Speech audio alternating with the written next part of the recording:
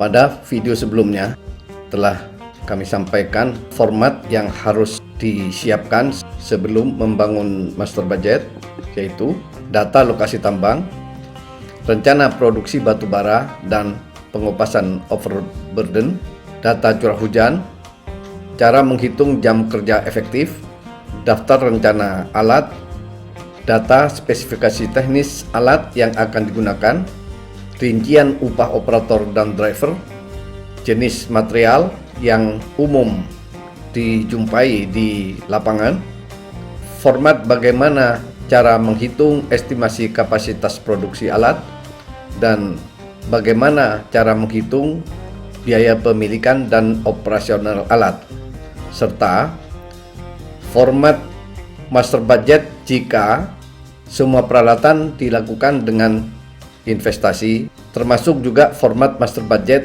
jika semua peralatan dilakukan dengan sistem rental. Pada video berikut ini, yang akan kami sampaikan adalah tentang master budget. Dalam master budget ini, kami akan menyampaikan tentang analisa master budget, analisa proyeksi rugi laba, analisa proyeksi cash flow, analisa jumlah kebutuhan modal kerja, analisa jumlah kebutuhan alat, serta estimasi distribusi kebutuhan alat tiap bulan. Baiklah, kita lanjutkan ke master budget. Dalam master budget di sini yang kami sampaikan adalah tentang analisa master budget, analisa estimasi proyeksi rugi laba. Yang dimaksudkan di sini adalah selisih cash in dan cash out. Kemudian analisa proyeksi cash flow-nya, kebutuhan modal kerjanya, kemudian jumlah kebutuhan alatnya, serta distribusi kebutuhan alat tiap bulan. Baiklah, kita masuk ke analisa master budget. Di sini sesuai dengan format yang telah disiapkan, kemudian diisi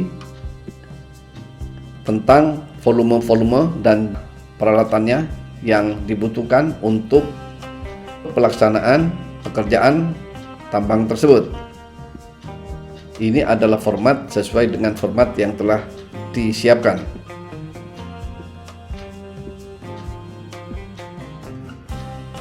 Kita ambil contoh di sini untuk cash in adalah dari hasil penjualan batubara sebanyak 12.042.000 ton dikalikan dengan 80 US dollar per ton, diperoleh sebesar 15 triliun lebih. Selanjutnya untuk cash out, budget untuk persiapan ini sebesar 2,5 miliar, untuk pembangunan base camp kantor 1 miliar, base camp sekian, dan seterusnya. Berikutnya untuk perlengkapan kantor, mes dan base camp totalnya 3 miliar. Kemudian untuk peralatan kantor dan mes disediakan hampir 2,5 miliar ini. Pembangunan workshop sekitar 7,5 miliar. Untuk peralatan supporting sebesar 87,4 miliar ini, yang terdiri dari misalnya untuk kendaraan roda 4 sebanyak 60 unit. Total biayanya dalam 1 tahun sebesar 20 miliar 927.600.000 rupiah, dan seterusnya.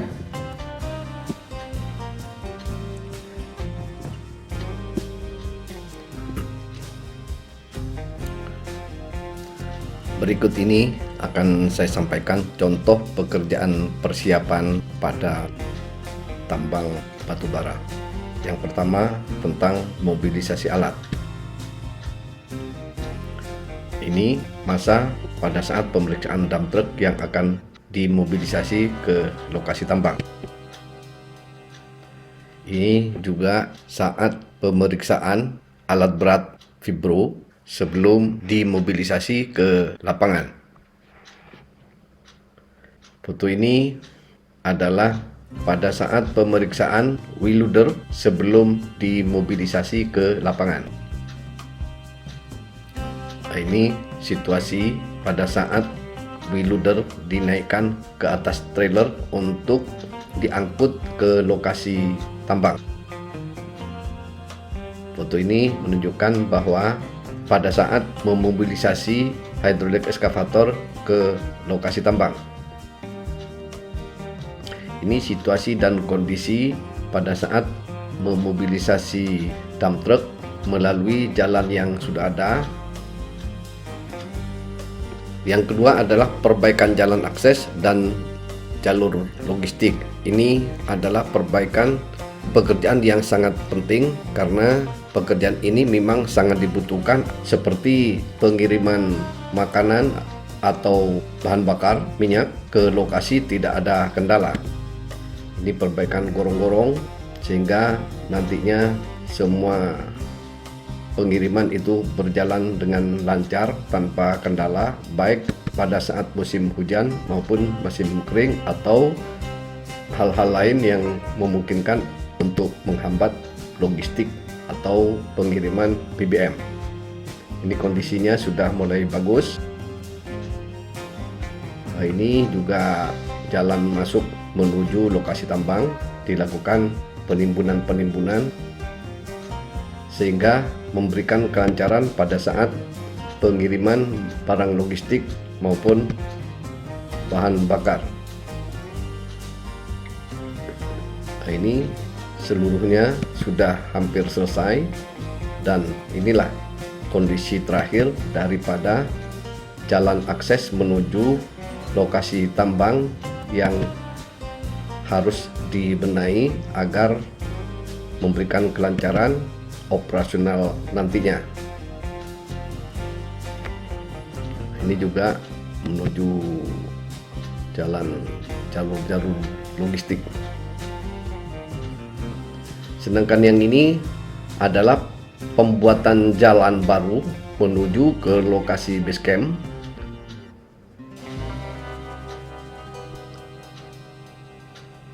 Hal ini memang harus dilakukan lebih baik lagi karena nantinya akan keluar masuk kendaraan, personil, sehingga menjadi aman dan mudah dikontrol segala macam aktivitas di sekitaran base camp ini.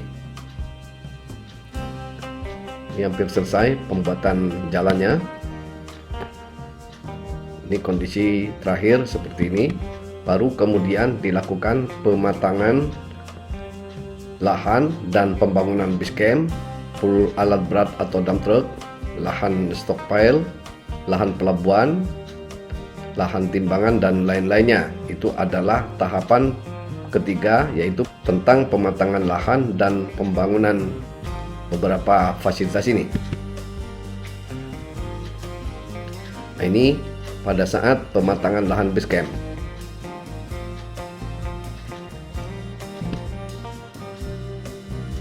Ini juga foto kondisinya sudah mulai baik. Ini sudah hampir selesai. Sudah cukup luas persiapan pematangan lahan base camp ini. Ini untuk lokasi base camp dibuatkan septic tank agar lingkungan tidak ada pencemaran. Nah, di sini terlihat juga tentang rumah-rumah penduduk. Biasanya memang di sekitaran lokasi base camp ada beberapa masyarakat yang menginginkan untuk membuka warung di sekitaran base camp agar tidak mengganggu aktivitas base camp, maka dibuatkan tersendiri di luar batas base camp. Ini lokasi warung-warung penduduk yang kita izinkan untuk membangun di sini. Akan tetapi jika karyawan dari perusahaan yang bekerja di sini membutuhkan sesuatunya, bisa datang langsung ke sini. Ini tahapan pada saat pembangunan base camp. Untuk awal beroperasi, biasanya kita membuat base camp yang sederhana sehubungan dengan pembangunannya yang tidak terlalu lama. Nah, ini sudah selesai, cukup dengan atap rumbia ini.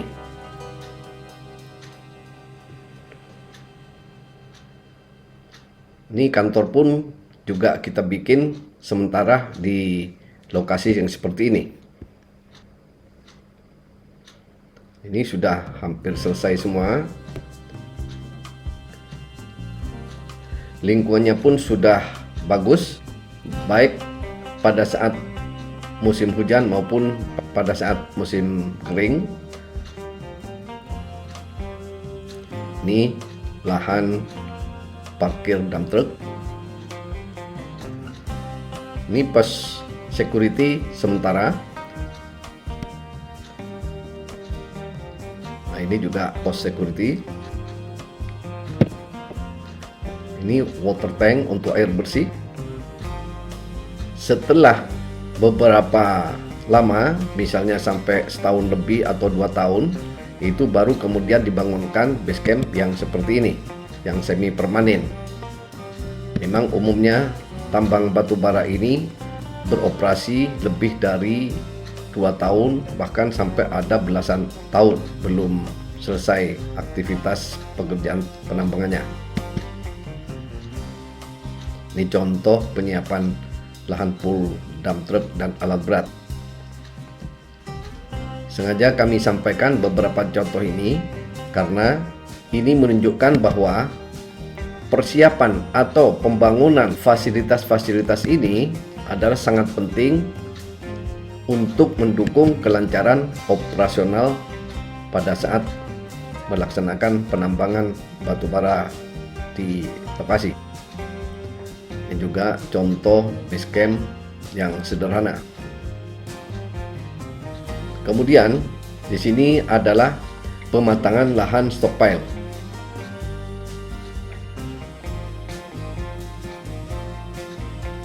Ini contoh sederhana daripada stockpile sementara. Stockpile sementara tidak perlu terlalu besar karena hanya untuk tujuan jika lokasi tambang tidak beroperasi disebabkan karena saat ada aktivitas peledakan atau sedang hujan, sehingga pada saat tidak ada pengangkutan batu bara dari lokasi tambang atau pit ke lokasi stockpile sementara, tetap ada aktivitas pengiriman batu bara dari stockpile sementara ini ke lokasi crushing plant, sehingga aktivitas coal crusher-nya tidak terhenti. Ini tahapan yang keempat adalah penyiapan, perlengkapan, peralatan, dan supporting. Ini contoh pembangunan dasar daripada tangki bahan bakar. Ini di sekitarnya harus digali untuk antisipasi jika ada kejadian kebocoran. Jadi di sekelilingnya harus digali untuk penampungan agar bocornya bahan bakar itu tidak menyebar ke lahan-lahan penduduk. Pembangunan tangki BBM ini memang harus sebaik mungkin dan mudah dikontrol. Juga mudah manuvernya alat-alat berat atau dump truck yang akan mengisi bahan bakar di sini. Umumnya memang di lokasi tambang selalu disediakan tangki-tangki BBM di beberapa tempat agar tidak ada antrian-antrian pada saat pengisian BBM. Sedangkan yang ini adalah foto penyiapan lahan tower lamp. Tower lamp ini sangat penting posisinya sehubungan dengan beroperasinya alat-alat berat maupun dump truck. Perlu difahami bahwa power lamp ini umumnya tersedia untuk 10.000 watt.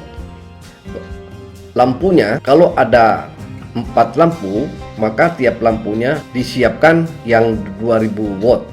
Sedangkan kalau ada 8, maka lampunya harus 1000 watt.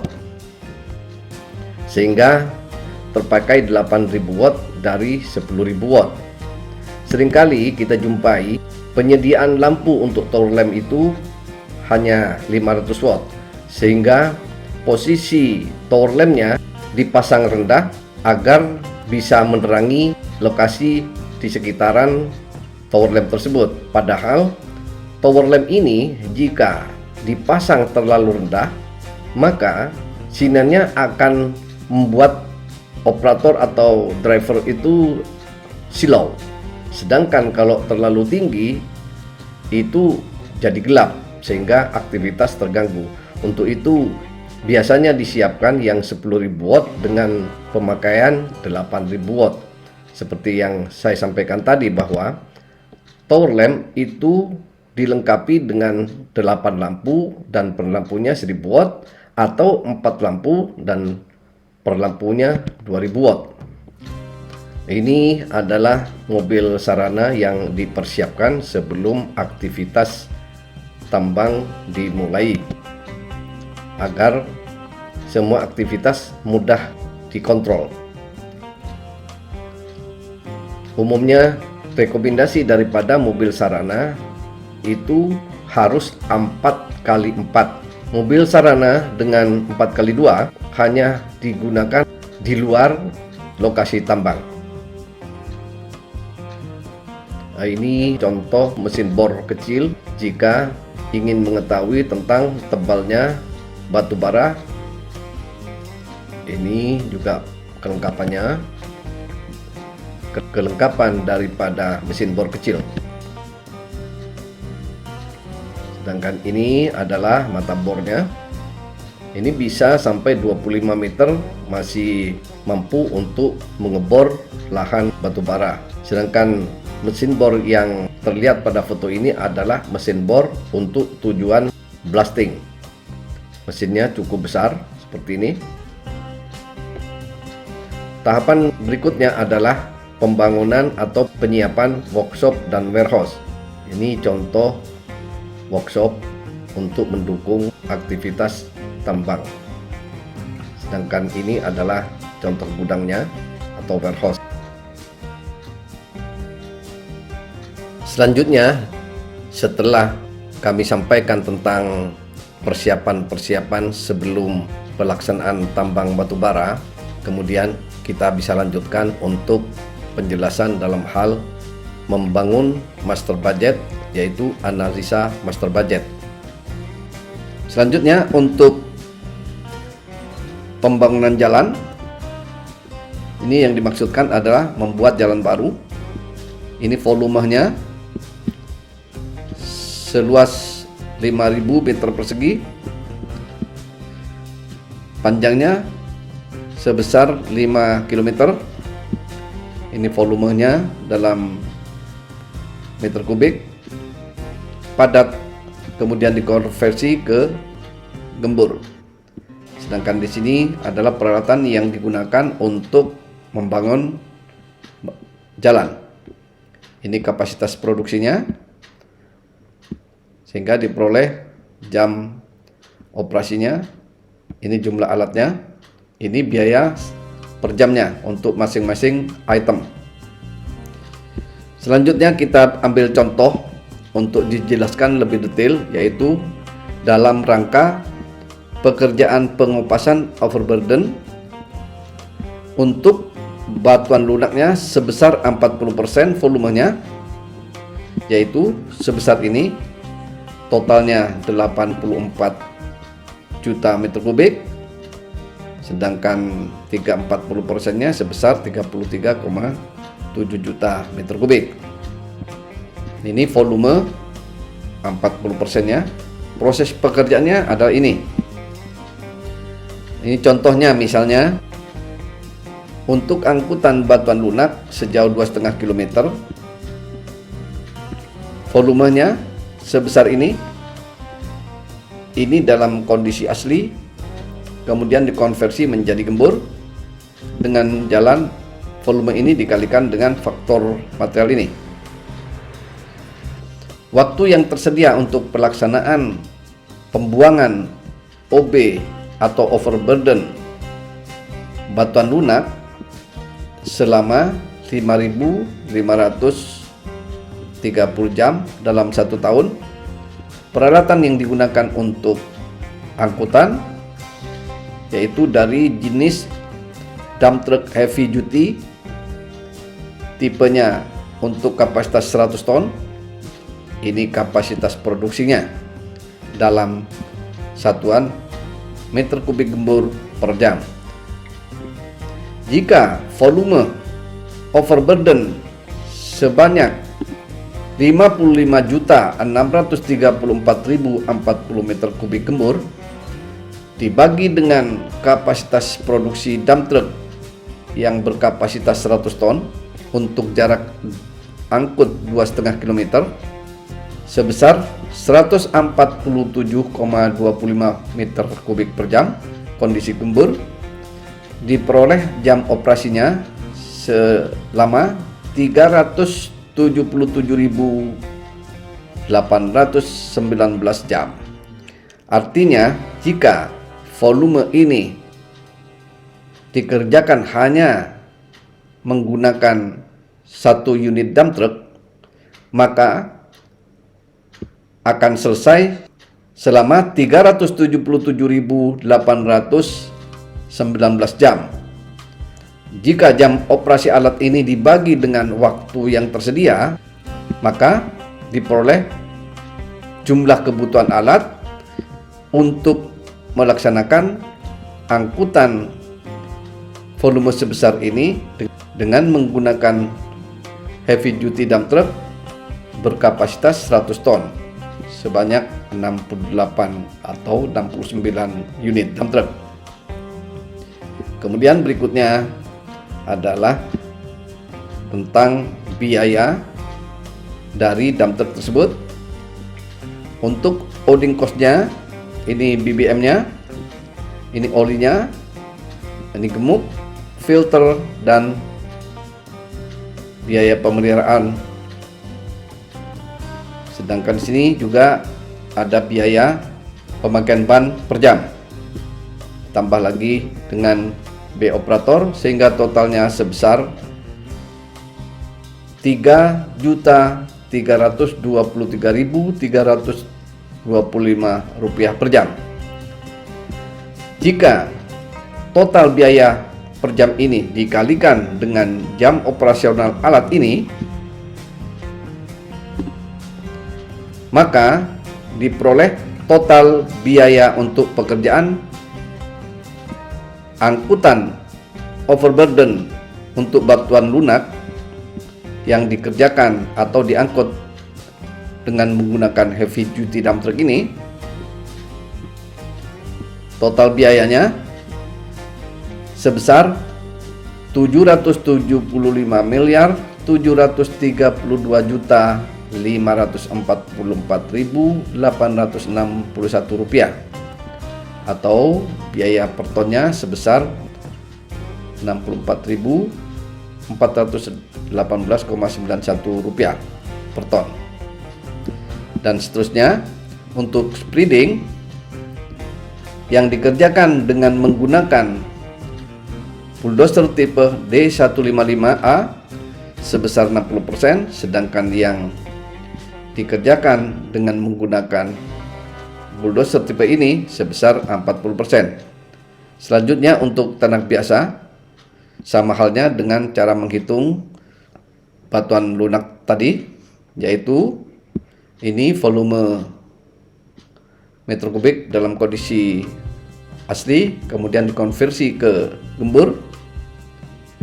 Ini kapasitas produksi masing-masing alat ini, sehingga diperoleh jam operasinya berapa untuk mengerjakan volume ini dari masing-masing alat yang digunakan ini. Kemudian di sini disampaikan juga owning cost BBM-nya, berapa biayanya, oli, grease, filter, perbaikan dan pemeliharaan, biaya ban, dan seterusnya. Kemudian dari masing-masing biaya pekerjaan ini sebesar ini ditotalin menjadi biaya untuk pengopasan overburden tanah biasa sebesar 818 miliar ini. Sedangkan untuk batuan lunaknya sebesar 1 triliun ini. Dan seterusnya tentang road maintenance sebesar ini, dewatering sebesar ini dengan peralatan yang digunakan ini. Kemudian untuk coal-getting tentang angkutan batu bara dari lokasi tambang ke lokasi stockpile sementara. Ini peralatan yang digunakan. Ini biayanya. Dan seterusnya untuk biaya angkutan ke lokasi crushing plant. Seterusnya adalah biaya untuk proses handling di crushing plant. Selanjutnya untuk angkutan batu bara dari crushing plant menuju pelabuhan, volumenya sebanyak 12 juta ton. Ini yang dimuat sebesar 12 juta ton, yang diangkut ke lokasi stockpile sementara hanya 20%, sedangkan 80%-nya diangkut langsung dari lokasi tambang menuju ke crushing plant sejauh 15 km. Ini proses angkutan batu bara dari stockpile sementara ke lokasi crushing plant.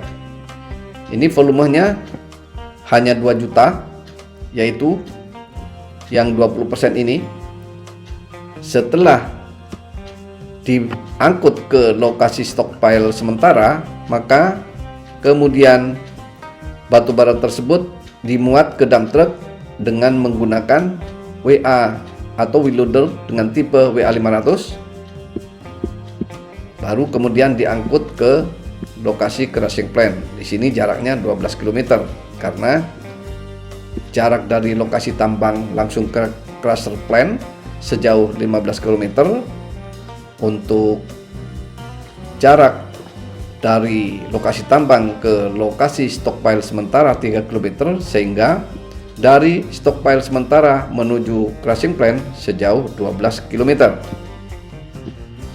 Baru setelah batu bara selesai di crushing, kemudian diangkut ke pelabuhan sejauh 60 km dengan menggunakan Hino 700 yang dimuat dengan menggunakan wheel loader WA500. Berikutnya adalah proses pot handling, yaitu memuat ke atas dump truck, kemudian dump truck mengisi hopper sejauh 500 meter, baru kemudian ini proses pengisian tongkang sebanyak 12 juta ton, baru kemudian ini angkutan tongkang dari pelabuhan menuju lokasi kapal mother vessel. Selanjutnya untuk overhead di head office, total biayanya dalam 1 tahun dibudgetkan sekian. Untuk gaji karyawan sebesar 29 miliar dalam 1 tahun. Di sini dibagi untuk masing-masing jabatannya dalam periode 1 tahun.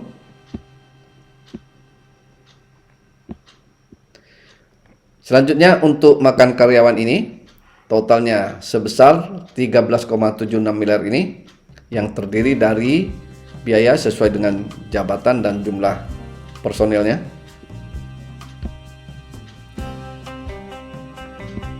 Selanjutnya untuk biaya kantor proyek disediakan budget sebesar 180 juta dalam 1 tahun. konsumsi BBM-nya ini untuk supporting perbaikan dan pemeliharaan kendaraan supporting ini, sehingga totalnya sebesar 29 miliar ini. Selanjutnya, untuk biaya lain-lain seperti pajak pemerintah, royalti fee untuk perusahaan pemilik IUP, insentif karyawan, dan fee pemilik lahan sebesar ini, sehingga totalnya untuk biaya-biaya tersebut sebesar 3 triliun 136 miliar 941 juta rupiah. Baru kemudian kita dapatkan selisih antara cash in dan cash out dalam satu periode atau 1 tahun, sedangkan di bawahnya adalah untuk rata-rata tiap bulan. Selanjutnya adalah untuk profit sharingnya. Untuk perusahaan pemilik SPK sebesar ini per bulannya. Untuk pemilik dana ini dalam satu periode, sedangkan ini rata-rata per bulan. Dan selanjutnya untuk mediator sebesar ini per tahun, dan ini adalah per bulan. Demikian yang bisa saya sampaikan tentang bagaimana cara menghitung master budget untuk satu pekerjaan batu bara. Pada video yang akan datang, kami akan menyampaikan analisa proyeksi rugi laba dan analisa proyeksi cash flow.